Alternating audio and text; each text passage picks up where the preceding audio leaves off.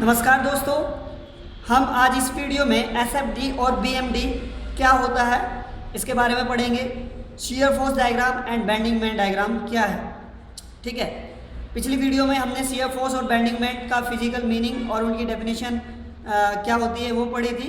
अब हम क्या करते हैं, शियर फोर्स और बेंडिंग मोमेंट डायग्राम क्या होता है इसके बारे में पढ़ते हैं।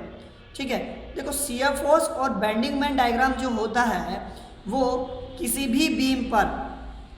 भी बीम पर जो अलग अलग क्रॉस सेक्शन होती है उन पर जो शियर फोर्स और बेंडिंग मोमेंट की वैल्यू होती है या शियर फोर्स और बेंडिंग मोमेंट की वैल्यू वेरी करती है उसको डिनोट करता है। मींस शियर फोर्स डायग्राम किसी भी बीम की अलग अलग क्रॉस सेक्शन पर शियर फोर्स का ग्राफिकल रिप्रेजेंटेशन है एंड बेंडिंग मोमेंट डायग्राम किसी भी बीम पर अलग अलग क्रॉस सेक्शन पर बेंडिंग मोमेंट का ग्राफिकल रिप्रेजेंटेशन है। ठीक है, तो अब इस ग्राफिकल रिप्रेजेंटेशन को कैसे बनाते हैं तो उसको हम सीखेंगे। उससे पहले हमें सीखना है sign convention. What is sign convention? देखो, क्योंकि जो फोर्स होते हैं यहाँ पर किसी भी बीम पर वो अपवर्ड एंड डाउनवर्ड होते हैं, यानी डायरेक्शन अलग है। तो अब आपको जब आप डायग्राम बनाओगे तो वहाँ पर विद इन डायरेक्शन लेना पड़ेगा। ऐसे ही जो बेंडिंग मोमेंट होगा वो क्लॉकवाइज एंड एंटी क्लॉकवाइज होगा। ठीक है, तो अब आपको जरूर बताना पड़ेगा कि क्लॉकवाइज कौन सा है, एंटी क्लॉकवाइज कौन सा है। इट मीन्स आपको साइन लेने पड़ेंगे। ठीक है, अब साइन कैसे लेते हैं? ठीक है, तो अब जरूरी नहीं है कि भाई साइन एक जैसे ही लिए जाए। अलग अलग ऑथर हैं जिन्होंने अलग अलग साइन कन्वेंशन ली है, बट इजी जो साइन कन्वेंशन है उसको ईजिली कैसे याद करेंगे वो मैं आपको इस वीडियो में बताऊंगा। ठीक है, फॉर शियर फोर्स पहले हम शियर फोर्स की बात कर लेते हैं। शियर फोर्स के लिए साइन कन्वेंशन आप कैसे लोगे? ठीक है, लेट कर लेते हैं ये हमारे पास बीम है और यहाँ पर ये क्रॉस सेक्शन है कोई। ठीक, तो अब देखो क्या है, ये कौन सी साइड है? ये राइट साइड है इधर और ये लेफ्ट साइड है। ठीक है, तो आपको स्टार्ट करना है अपवर्ड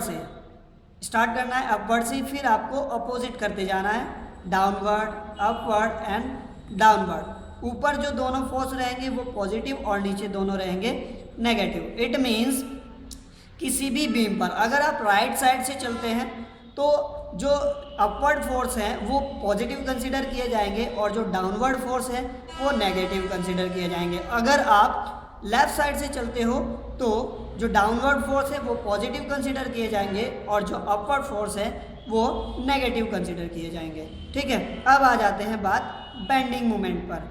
ठीक है, बेंडिंग मोमेंट के लिए क्या साइन कन्वेंशन रहेगी? ठीक है, इसमें फिर से आप वही बीम एंड क्रॉस सेक्शन मानोगे। देखो, जो बेंडिंग मोमेंट की डायरेक्शन होती है वो क्लॉकवाइज एंड एंटी क्लॉकवाइज होती है।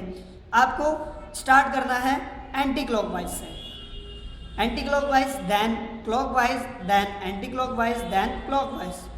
ठीक है, ऊपर दोनों पॉजिटिव और नीचे दोनों नेगेटिव। ये राइट साइड है और ये लेफ्ट साइड है।